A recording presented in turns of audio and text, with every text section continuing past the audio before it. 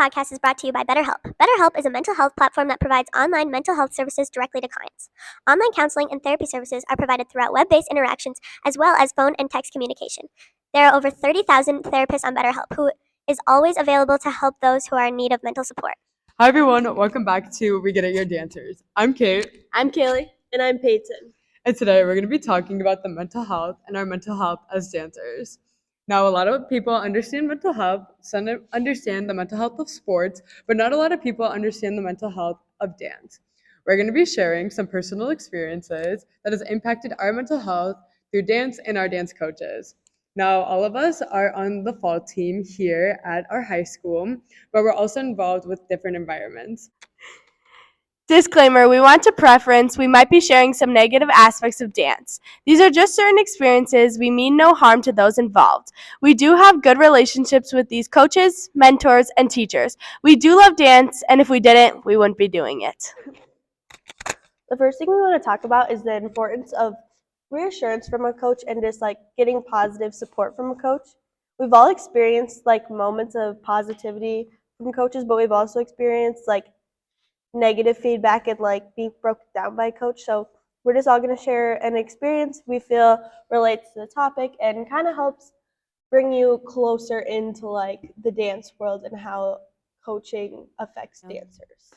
Growing up at a really competitive dance studio, you're always comparing yourself to others, and like a lot of time like coaches will not tell you who's better, but like they make it very obvious who they like best. I was a tapper and I really liked tap for the most part, except for that my coach was not the nicest to me. So she left our studio about a year ago, and before she left the studio, you could kind of tell she knew she was going to leave, so she started just being like mean to all of us and like didn't really care about us. But so her last year before we left, we had this dance and it did really well, and it felt like all she really cared about was winning. So she was just really mean to us. After like competitions we would win, we still weren't getting any like good job, like so proud of you guys. Like we had never won really before with the tap small group, so it was a big deal to us, but not really like a big deal to her. And so it was kind of just like discouraging to all of us. And then eventually it got to the point where we were getting negative like comments daily in practice. Like she was yelling at us and like no one wanted to go to practice. And one day after a competition, we had just won, but she came to dance with, and then she pretty much just said like I messed up the whole dance and that like we're lucky we still won because we shouldn't have because I messed up so bad. But honestly, like I thought I did a good job. Like there's nothing that really made me feel that I had done poorly. So then it made me like afraid to go to practice. I didn't even want to go to normal practice because like I felt like I had let my team down and like my friends down. And then at our next competition, it got time to do this dance, and I just had a full blown like panic attack because I was so worried about messing up the dance again. That is actually awful. It was a really good tap dance. Fabulous. And we did tap dance. really well, but people didn't really necessarily see the stress behind it. And like her negative attitude and like beating us down made us better as dancers, but it broke us all as people, which is like what's more important in the end. I actually really like how you phrased that. How did it affect you in any other classes? Yeah, like it genuinely made me not want to go to dance. My mom saw that like this was affecting me and she tried to contact a different teacher, and the other teacher said like because this tap teacher did so well and like her dances did so well, she was like there's nothing I can do about it because she didn't want this teacher to leave, which then she ended up leaving. Are you still recovering from the trauma that the teacher put?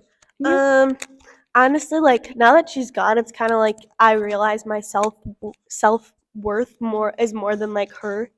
Okay, so now I'm going to be talking about a story about myself. I'm just going to talk about like the positives of just doing dance in general. Scientifically, like every other sport, it produces levels of serotonin. With the exercise, you are happier. And then with dance, there was a research study done by the National Library of Medicine, and it was talking about how parents notice when their kids do dance, they come back happier. They are taking better care of their bodies because they know what it's like with physical activity.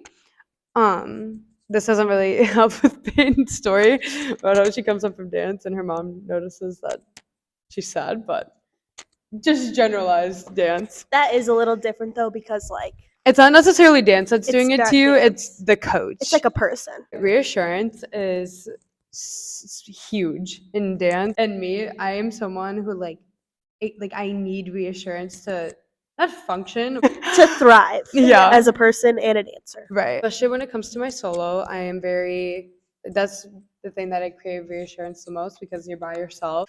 So last year at a competition, it was our second one, and I went and performed my solo. And then towards like the very end of the dance, I kind of not fell out of something, but I didn't hold something as long as I probably should have. And that little thing like messed me up, and I was like, oh my God, that was not good. So after I got off, I talked to my mom and like my friends, and I was like, "Was that good? It didn't feel good. I did so bad. Like, it did like just constantly bringing myself down." But then people and my mom and friends around me were like, "No, you did good. No, you did good." And I still didn't feel like I did good. So my solo teacher came a little bit after, and I asked her, I was like, "How was it?" She was like, "You're fine. You did good. Like, I don't know why you're being so worried." And I was like, I don't know. I didn't hold this stupid elbow stand as long as I should have. But her reassurance like made me feel better. Like, I don't know why her opinion values like the most out of me. Like, yeah, that's what I wanted to share. That's like my story. But there's another quote that I found from the National Library of Medicine. The coach-athlete relationship and the basic psychological needs mediates the relationship between athletes' relationship maintenance strategies. So basically what that's saying, it's like for an athlete to like maintain the strategies of like a sport, like a coach athlete relationship is like very important. Hopefully that makes sense. Like for them to know how to do the sport, they need to have a good relationship with their athlete or coach relationship. They need to be like encouraging, like reassurance, and that relationship is like important. So yeah. I feel like it goes the same with like school. Like if you're struggling in a class, but like you don't have a good relationship with that teacher and you're not willing to ask for help, like that's where Yeah, then you're screwed. you're not going to get better if you won't ask for help. I'm going to share like my personal experience now, and it's a negative one. Me and Kate both experienced this. So since freshman year, I was a double varsity dancer, so I've always been like on the high intense side for the dance team here at the school. And our freshman year, we did really good. We placed 6th at state, which was really awesome for it being COVID. So a lot of the time we learned like our dances on video, but we made it out and we placed top 6 in states, which we haven't done since like 2013, I think it is. So that was a really big deal for us. So going into the sophomore year, still a double varsity dancer, and Sections week. If you do any sports, you know sections week is a high intensity week. It's the definition of hell week, literally. And this was the worst sections week I've ever experienced. Starting off the whole week, it was just terrible. We got nothing but criticism. And I think it was because our coaches were pushing us so hard because we set the bar so like high last year that they just wanted us to repeat the same thing. And there was one specific day that everything just blew up. Now we were working on jazz and all we did was run it over and over and over. So we were so exhausted. And then we switched over to kick. So that means the JV jazz dancers came and joined us for varsity kick, and we ran the dance, and us varsity jazz dancers were exhausted. We had nothing left to give. Like it was the middle of practice, we just finished everything, and it was just awful. And at the end of that practice, our coaches sat there and praised the JV dancers, and all they did while we were working our butts off in practice was sit in a circle and make faces at each other. And it just made me so mad that the coaches were sitting here and praising them and for all their hard work when they were doing nothing, and we were sitting here being belittled for working so hard. Like we were literally working so hard and we weren't getting the praise that we needed, and it was so hard to get through that week. And then in the middle of that kick practice, everything went to hell, and people were crying, including myself, and our coaches and dancers were yelling at each other, and it was just so hard because they just had such a high expectation from the year like before for how well we did at state. They just wanted the same for us, but we were a different team. We were different people. Like, it's a new year. You can't expect to have the same results as the year before. How Kate knows did a lot this about it. like affect your athlete coach relationship? I just felt like it just distanced us further. Like, definitely, like, coaches and dancers were getting at the screaming matches, and I just felt like I couldn't trust what they were saying anymore because, like, in my mind, I felt like I was doing everything right and I was giving them everything they wanted. And so I just felt like I couldn't trust what they were saying anymore. Well, into it, like the team was split because it was like these girls that came from JV Jazz, like they felt like they deserved the praise when like they weren't going through what we went through, and like So that was just a wrap up of our experience, some of our experiences of being dancers and just the bond between coaches and an athlete. And we just think that sharing all of our different experiences kind of helps to show that, you know, coaches' relationships in dance are different than other sports. We've had lots of coaches, or some coaches who have affected us negatively, but lots of coaches who have affected us positively. And one of our coaches we feel affected us very positively is our fall dance coach, Megan Schuline, which we interviewed her about how she feels she works as a coach to help with mental health and also share some of her experiences from when she was a dancer. Who are we here with? Megan Schuline. What is your role in the dance community? My role in the dance community, obviously, I'm a head coach here at Blaine. I've been coaching for 15 years, and I've coached at 3 different schools, and I used to teach at Studio in college. Do you believe dance comes with mental health issues? Yes, I absolutely believe that it comes with mental health issues. I think that actually dancers face a lot of pressure. I would say pressure to look a certain way, pressure to act a certain way, and then that bleeds into a lot of other areas in your life and can affect you at school and at home. I think it's a very stressful, or can be a very stressful sport or activity to be involved in. how has a coach influenced you positively, negatively, or both when you were a dancer? I actually had, truthfully, I had a lot of very terrifying um, dance teachers and coaches. Probably more negative than positive, truth Oh. be told. I had some positive, but I think on the whole, I have a lot of memories that maybe have a negative tint to them, if that makes sense. I, especially in college, is probably my best example of the most terrifying coach that I have ever had in my entire life. She just was very into maybe attacking you as a person and not necessarily always just critiquing your dancing. Yeah, a lot of like self-esteem issues came out of that, and yeah, feeling not very good about yourself. I will say though that having had a coach like that, I think really made me evaluate if I was ever going to be a coach or a teacher, making sure that I was never going to be that way, because it felt so horrible being treated like that as a kid and a young adult, that if I was going to get the chance to be around kids and young adults, I wasn't going to do that because it's awful. So it's not the only experience that I've ever had. How did that experience affect your mental health? Yeah, it was really hard sometimes. I think going home and feeling like you weren't good enough, not even just as a dancer, but as a person, that even though you probably had other people that were telling you that you were good enough, but the one negative voice always comes back. How do you try and keep a suitable environment as a coach or even a teacher?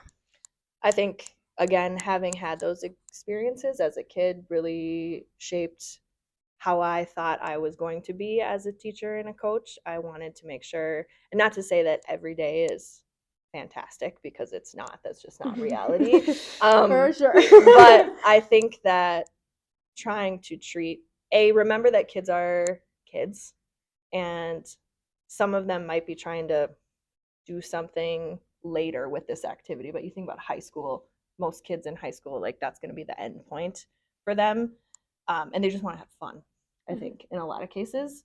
So trying to remember that you have goals and that you have expectations and that you want to set them up to meet those things, but you also want to make sure that they want to be at practice and they want to be there and that they want to work hard for something is really important. I think when you're treating people poorly consistently, they're not going to want to come back and keep working for you as a coach or a teacher.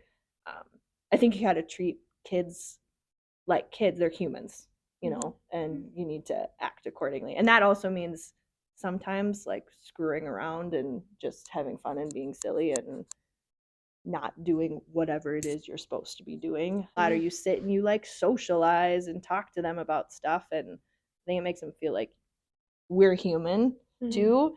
And then also making sure that you don't act like you're high and mighty and better all the time, and that if you make a mistake, you say that. We love our relaxed days. Yeah. Okay.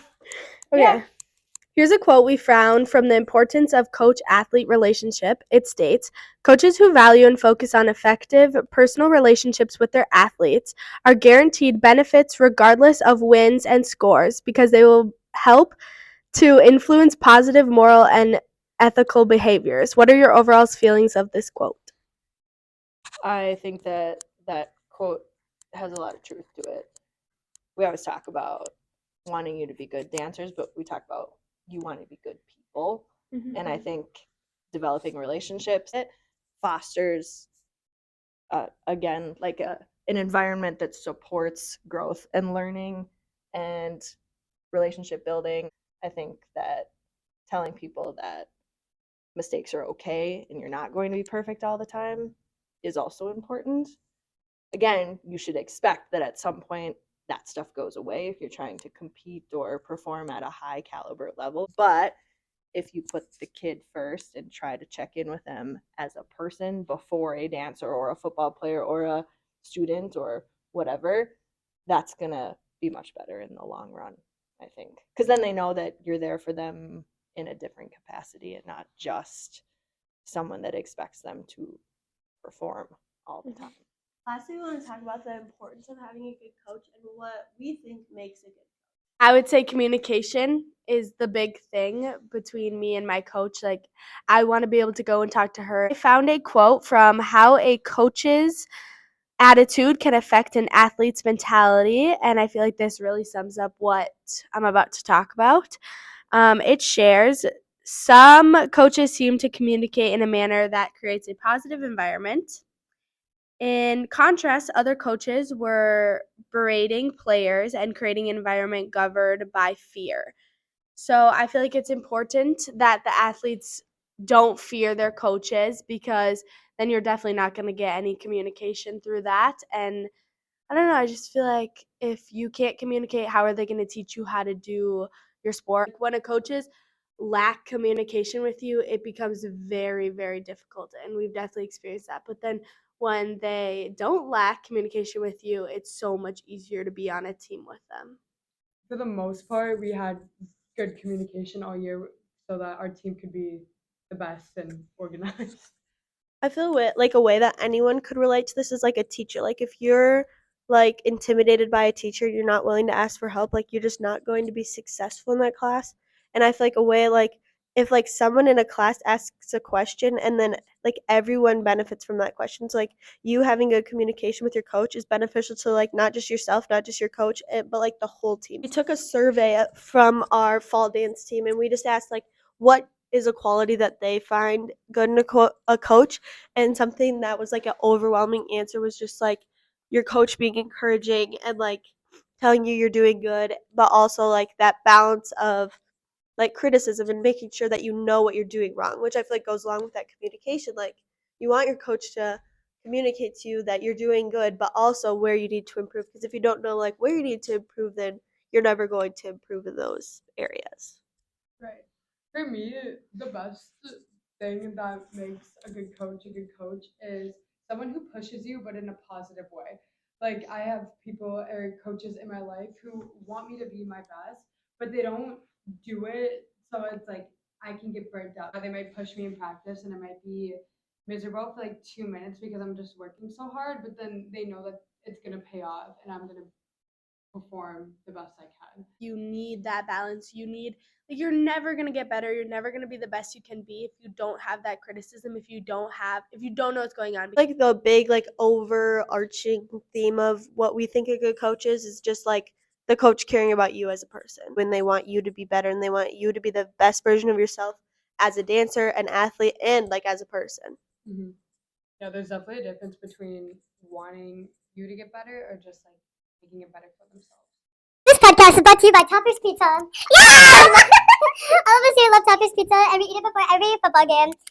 It fuels us up and gets us hyped for the game. Toppers Pizza offers specialty pizza options, wings, topper steaks, mac and cheese, and monkey bread. Mac and cheese is so good. And monkey bread. Be sure to check out your local Toppers and for the best pizza in the game.